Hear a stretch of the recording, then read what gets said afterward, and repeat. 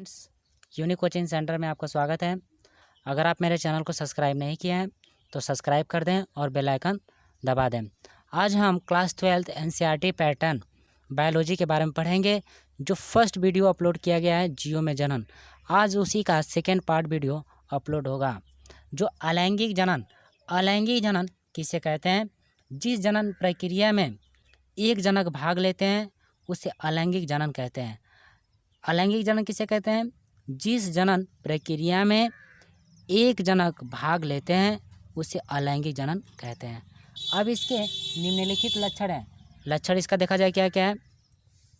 लक्षण में देखा जाए अलैंगिक जनन एक सरल विधि होती है। अलैंगिक जनन कौन सी विधि होती है? एक सरल विधि होती है।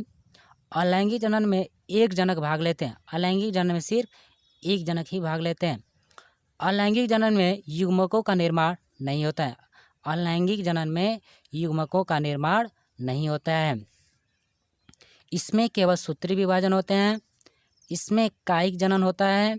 यह निम्न जीवों में क्रिया होती है। मतलब क्या, यह निम्न जीवों में भी क्रिया होती है। कौन कौन?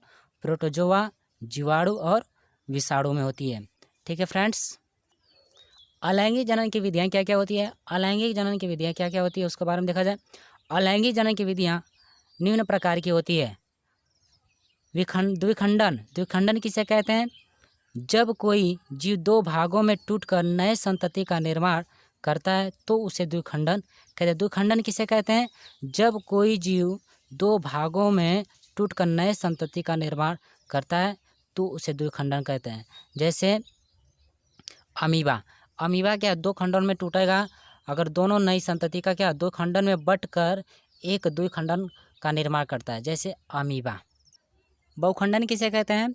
जब कोई भी जीव दो या दो से अधिक भागों में टूट जाता है तो उसे बहुखंडन कहते हैं। बहुखंडन किसे कहते हैं? जब कोई भी जीव दो या दो से अधिक भागों में टूट जाता है तो उसे द्विखंडन कहते हैं। मुकुलन किसे कहते हैं? इस क्रिया में जनक से एक मुकुलन निकलता है, फिर वो परिपक्व होकर जनक से अलग हो जाता है, उसे मुकुलन कहते हैं। मुकुलन किसे कहते हैं? फिर से डेफिनेशन देखा जाए, इस क्रिया में जनक से एक मुकुलन निकलता है, फिर वो परिपक्व होकर जनक से अलग हो जाता है, उसे मुकुलन कहते हैं। जैसे हाइड्रा। जीवाणु क्या होता है?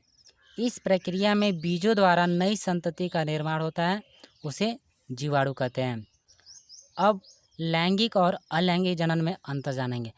सबसे पहले हम लैंगिक जनन के बारे में जानते हैं, फिर अलैंगिक जनन के बारे में जानेंगे। पहले लैंगिक जनन है क्या, इसके अंतर जान जाते हैं। लैंगिक जनन में दो जनक भाग लेते हैं। जो लैंगिक जनन होता है उसमें सिर्फ दो जनक ही भाग लेते हैं। केवल बीज वाले पौधे में लैंगिक जनन होता है। जो पौधा सिर्फ जो बीज बनाता है वह सिर्फ किसके अंतर्गत आता है? लैंगिक जनन के आता है। लैंगिक जनन में अर्धसूत्री विभाजन द्वारा अगुणित युग्मक बनाते हैं। युग्मक मिलकर युग्मनज का निर्माण करते हैं। जो युग्मक होता है अलैंगिक जनन में वह मिलकर युग्मनज का निर्माण करता है। उत्पन्न संतति में जनक के गुण विद्यमान होते हैं। जो उत्पन्न संतति होता है वह जनक के गुण क्या होता है? विद्यमान होते हैं। अब अलैंगिक जनन के बारे में जानें। अलैंगिक जनन में क्या क्या आता है? इसमें केवल एक ही जनक भाग लेते हैं। जो अलैंगिक जनन होता है इसमें सिर्फ एक जनक भाग लेते हैं। बिना बीज वाले पौधे में जैसे गुलाब, अंगूर, केला में अलैंगिक जनन होता है। जो अलैंगिक जनन के जो बीज वाले पौधे होते हैं, गुलाब, अंगूर, केले में अलैंगिक जनन होता है। यह जनक केवल समसूत्री विभाजन द्वारा होता है, अगुणित युग्मक नहीं बनाते हैं। जो यह जनक केवल समसूत्री विभाजन द्वारा ही होता है। जो अलैंगिक जनन में होता है यह सिर्फ समसूत्री विभाजन ही द्वारा होता है, अगुणित युग्मक नहीं बनाते। जो यह अगुणित युग्मक नहीं बनाते हैं, युग्मनज नहीं बनता है। अलैंगिक जनन में युग्मनज नहीं बनता है। कायिक प्रवर्धन किसे कहते हैं? कायिक प्रवर्धन का जाना जाए, पादप के कायिक भाग जैसे जड़, तना, पत्ती आदि के द्वारा अलैंगिक जनन विधि करके एक नई संतति का निर्माण करते हैं, जिससे कायिक प्रवर्धन कहते हैं। कायिक प्रवर्धन किसे कहते हैं? पादप के कायिक भाग जैसे जड़, तना, पत्ती आदि के द्वारा अलैंगिक जनन विधि के एक नई संतति का निर्माण करते हैं, जिसे कायिक प्रवर्धन कहते हैं। मात्र पादप के कायिक अंगों जैसे जड़, तना और पत्ती के द्वारा नए पादप का निर्माण होते हैं, जिसे कायिक प्रवर्धन कहते हैं। कायिक प्रवर्धन निम्नलिखित दो प्रकार के होते हैं। कौन कौन होता है? जो प्राकृतिक कायिक प्रवर्धन होता है और कृत्रिम होता है। कृत्रिम जो आपका दो प्रकार के होते हैं, जो कायिक प्रवर्धन दो प्रकार के होते हैं। कौन कौन? प्राकृतिक कायिक प्रवर्धन और कृत्रिम कायिक प्रवर्धन होता है। प्राकृतिक कायिक प्रवर्धन क्या होता है? जो जो कायिक प्रवर्धन होता है क्या, उसके बारे में जाना जाए। प्राकृतिक कायिक प्रवर्धन में किसी नए पादप का निर्माण करने में कोई कठिनाई नहीं उत्पन्न होती है। जैसे प्राकृतिक जो कायिक प्रवर्धन होता है, प्राकृतिक कायिक प्रवर्धन में किसी नए पादप का निर्माण करने में कोई कठिनाई नहीं उत्पन्न होती है। प्राकृतिक कायिक प्रवर्धन जैसे जड़ों के द्वारा, तनों के द्वारा और वायु इत्यादि। प्राकृतिक कायिक प्रवर्धन तनों के द्वारा केवल भूमिगत ही कायिक जनन होते हैं। जैसे कंद मतलब क्या? आलू हुआ, प्रकंद, केला, अदरक और छनकंद में आ गया, जिमीकंद, कोकस और सलकंद में आ गया, लहसुन, प्याज। ये सब किसके अंतर्गत आता है? जो प्राकृतिक कायिक प्रवर्धन के अंतर्गत आता है।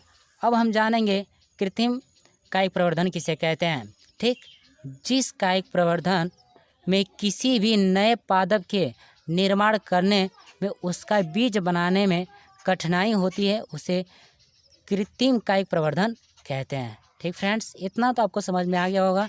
अब इसके आगे देखते हैं क्या क्या चीज़ होती है। अलैंगिक जनन की विधियाँ क्या क्या होती है। कलम लगाकर देखिए कैसे पौधों को किया जाता है। इसमें किसी भी परिपक्व तने को 80 से 30 सेमी की कटाई करके फिर उसको मिट्टी में 5 से 10 सेमी अंदर गांठ देते हैं, जिसके पश्चात उसकी सिंचाई कर देते हैं, जिससे उसमें से जड़ निकलना शुरू हो जाता है। मतलब कलम करके जो पौधा होता है लगाया जाता है, वो 28 से 30 सेमी की कटाई करके लगाया जाएगा और उसको 5 से 10 सेमी के अंदर जो लगाने के बाद उसकी हम क्या करते हैं? सिंचाई कर देते हैं। जब सिंचाई करने के बाद उसमें से क्या होता है? जड़ निकलना शुरू हो जाता है। जैसे गुलाब, गुड़हल, अंगूर, अनार, ये सब क्या होता है? पौधे कलम कर लगाया जाता है। दाब लगाकर, अब इसमें हम लोग देखेंगे दाब लगाकर कैसे होता है। इसमें दो एक ही जाति के अलग अलग पादपों की कलम लेकर बीच से काट कर जोड़ देते हैं। मतलब दाब लगाकर क्या होता है? इसमें दो एक ही जाति के अलग अलग पादपों की कलम लेकर बीच से काट देते हैं। गुट्ठी लगाकर कैसे होता है? इसमें दो एक ही जाति के पादपों को काटकर जोड़ देते हैं और वह जुड़कर गुट्ठी बना देता है। जैसे कोई एक पौधा है, मान लेते हैं कि कोई आपका पौधा है, जैसे आपका कोई पौधा है, यहाँ पर पौधे लग जाने के बाद मान लेते हैं कि यहाँ पर एक पौधा निकल गया और यहाँ पर ऐसे कुछ फूल निकल गए। अगर कोई पौधा यहाँ पर लगा देते हैं तो यहाँ पर गांठ जो बन जाती है वही गुट्ठी पौधा कहलाता है। ठीक है फ्रेंड्स, जानेंगे निषेचन के पूर्व की घटनाएं क्या क्या होती है। निषेचन के पूर्व की घटनाएं क्या क्या होती है? युग्मकों के संयोजन या निषेचन के पूर्व सभी घटनाएं एक चरणबद्ध तरीके से सम्मिलित होती है।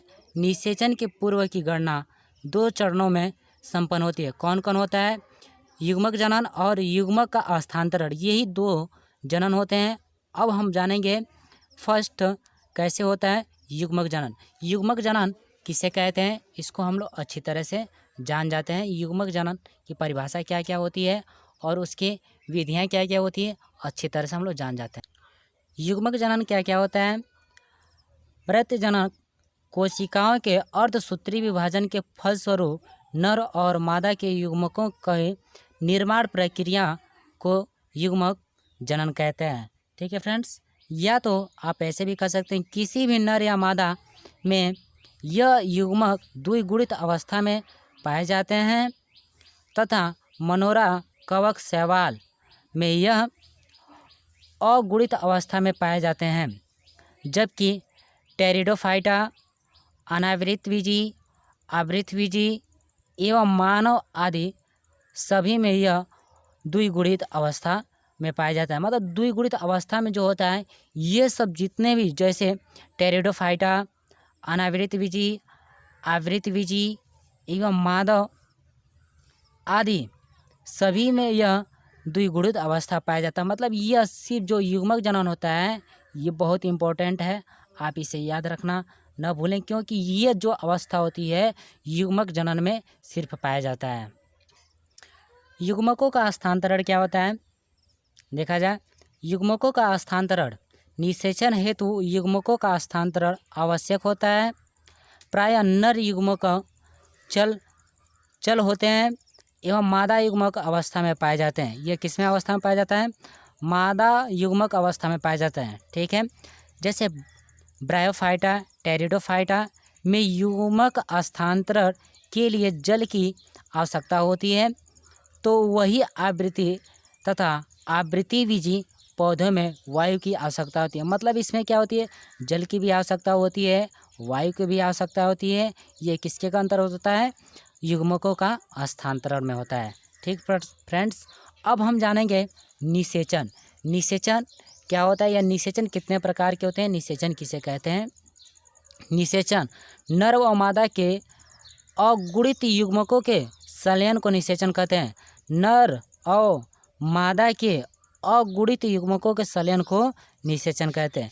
निषेचन के परिणाम स्वरूप द्विगुणित युग्मकों का निर्माण होता है। मतलब कि नर और मादा जब आपस में फर्टिलाइजेशन करते हैं तो यह द्विगुणित युग्मकों का क्या करते हैं? निर्माण करते हैं। जैसे निषेचन कितने प्रकार के होते हैं? निषेचन 2 प्रकार के होते हैं। कौन कौन? बाह्य निषेचन और आंतरिक निषेचन। बाह्य निषेचन किसे कहते हैं? बाह्य निषेचन किसे कहते हैं इसको देखा जाए। इस प्रकार के निषेचन में जीवों के शरीर से बाहर होता है और यह मुख्यतः जल के माध्यम से होता है। मतलब जो बाह्य निषेचन होता है यह मुख्यतः सिर्फ किसके माध्यम से होता है? जल के माध्यम से होता है। जैसे मछली, शैवाल तथा ब्रायोफाइटा में होता है। यह सब प्राणियों में सिर्फ क्या होता है? बाह्य निषेचन होता है। आंतरिक निषेचन किसे कहते हैं? आंतरिक निषेचन किसे कहते हैं? इस प्रकार का निषेचन जीवों के शरीर के अंदर होता है। जैसे आवृतबीजी, अनावृतबीजी एवं मनुष्य, ये सब में आंतरिक निषेचन प्रक्रियाएं होती है। ठीक, इस क्रिया में मादा युग्मक अंडाणु के रूप में उसके शरीर के अंदर ही होता है। जो मादा युग्मक होता है जो अंडाणु के रूप में किसके अंदर होता है? शरीर के अंदर ही होता है। लेकिन नर युग्मक शुक्राणु के रूप में उस मादा युग्मक तक पहुंचाता है। जो नर होता है और मादा होता है, जो मादा होता है वह कौन सा होता है? अंडाणु होता है, और जो नर होता है वह शुक्राणु होता है। ये दोनों आपस में जब क्रॉस करते हैं, जो आंतरिक निषेचन करते हैं, तो वह किसका निर्माण करता है? मादा के युग्म तक पहुंचता है। जब मादा युग्म तक पहुंचता है तो वह किस अवस्था में हो जाती है? फर्टिलाइजेशन का निर्माण करता है। ठीक है, गुरु और लघु युग्मक में अंतर देखेंगे। इसमें क्या क्या होता है? लघु और गुरु और लघु युग्मक में अंतर देखा जाए क्या होता है। पहले कालम में होगा लघु युग्मक और दूसरे में गुरु युग्मक।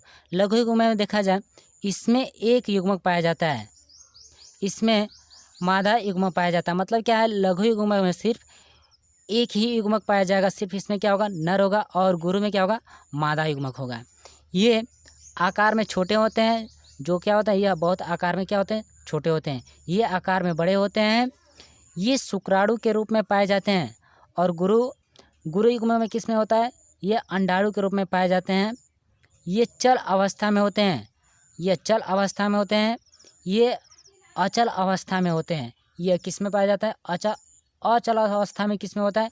गुरु युग्मक में होता है और चल अवस्था किस में होता है, लघु युग्मक में होता है। फ्रेंड्स, पुष्पों में लैंगिकता क्या क्या होती है, पुष्पों में लैंगिकता जान जाए कि पुष्पों में, ये आपका फिगर है, ये फिगर के माध्यम से आप लोग जान जाइएगा, लेकिन हम पुष्पों में लैंगिकता क्या क्या चीज़ होती है उसके बारे में जानेंगे।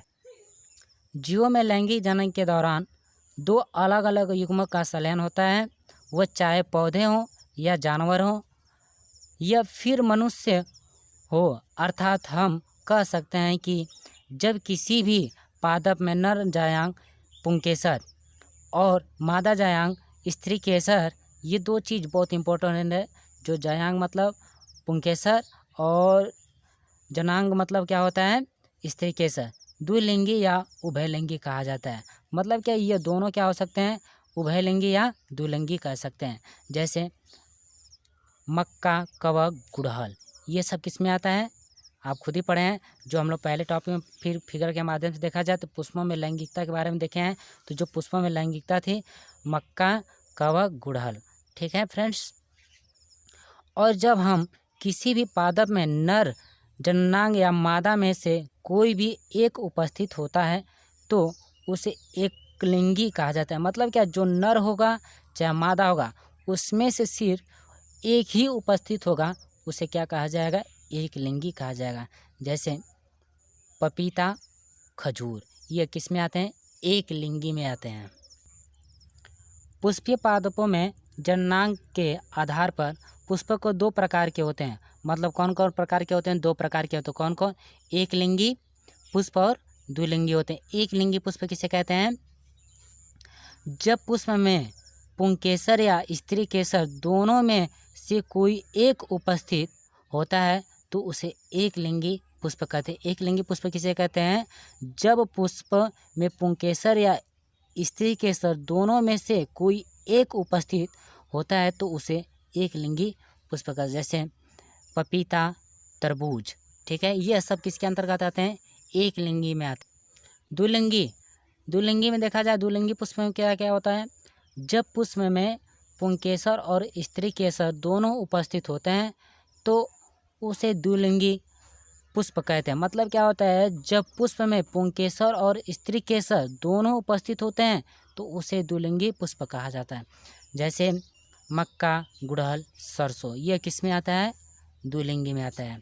देखिए, जंतुओं में लैंगिकता, जंतुओं में कैसे होती है, जिन जंतुओं के शरीर में नर जननांग एवं मादा जननांग दोनों एक साथ उपस्थित होते हैं उसे द्विलिंगी कहा जाता है। द्विलिंगी किसे कहते हैं, जिन जंतुओं के शरीर में नर जननांग एवं मादा जननांग दोनों एक साथ उपस्थित होते हैं उसे द्विलिंगी कहा जाता है। केचुआ, जोक, ये किसके अंतर्गत आते हैं, द्विलिंगी के अंतर्गत आते हैं। जिन जंतुओं में नर और मादा युग्मक अलग अलग होते हैं उसे एक लिंगी कहा जाता है। फिर से देखा जाए, एक लिंगी किसे कहते हैं, जिन जंतुओं में नर और मादा युग्मक अलग अलग होते हैं उसे एक लिंगी कहा जाता है। मनुष्य, बकरी, बंदर।